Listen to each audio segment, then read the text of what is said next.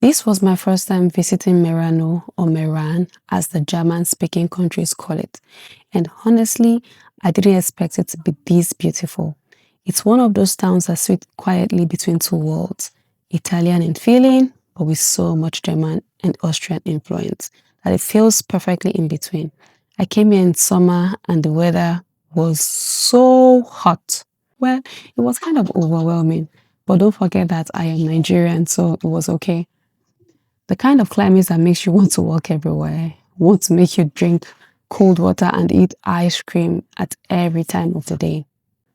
The first thing you notice about Merano in summer is how alive it feels. Everywhere you look, there are flowers, pink, orange, yellow, spilling from balconies, garden, walls, and along the promenades.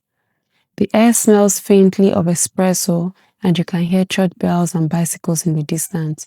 The River Passa runs straight through the town, and the paths along it are lined with trees and benches.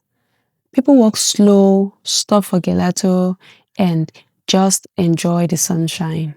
It's peaceful but not empty. It feels like a living postcard. And what's crazy is how you can see the mountains in the distance, but the valley here is filled with vineyards, palm trees, and green gardens. Something I also noticed was how the gardens were maintained. It was wild because I couldn't imagine how every day those workers came to clean it. In fact, I was so impressed at their maintenance culture that I was like, God, when will this happen in Nigeria? Now, let me be honest. Driving in Merano is not for the faint of heart. The roads are tiny, really, really tiny. Sometimes you turn a corner and think there's no way two cars can fit through here. In fact, there is no way one car can fit through here, and I am not exaggerating, but somehow they do. It takes an experienced driver to drive through those roads. It's funny because it feels dangerous for a moment, but then at the next turn, you see a small cafe or a beautiful old town covered in flowers. It's both terrifying and charming at the same time. Those narrow roads are part of what makes Merano so unique. It feels like every street hides a story. Merano actually has a deep and fascinating history. It's been settled since ancient times. People lived here because of the mild climate and the fertile valley. In the Middle Ages, Merano became the capital of Tyrol, so it was an important place for trade and politics. You can still see traces of that in the old town.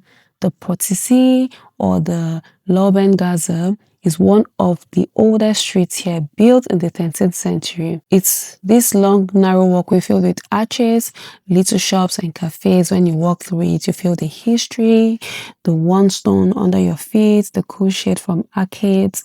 There's also this old Steinensteg, a stone bridge that crosses the river. It's one of those places that look exactly like you'd imagine a medieval town to be, sturdy, simple, and beautiful. One thing that stands out in Merano is how well the old architecture has been preserved. The buildings have these soft pastel colors, yellow, green, pinks, and the wooden shutters that make every street look warm and welcoming. You can tell that the people here respect their history. Even when something is renovated, it's done carefully. They keep the character, the shape, the soul of the old building. When you walk around, it feels like time moves slower here. You see people sitting at cafes under arches that were built hundreds of years ago, and somehow it just fits together perfectly. Even the hotels here keep that spirit alive. Many of them are housed in historical buildings, grand old villas with high ceilings, marble, staircase, and balconies covered in flowers.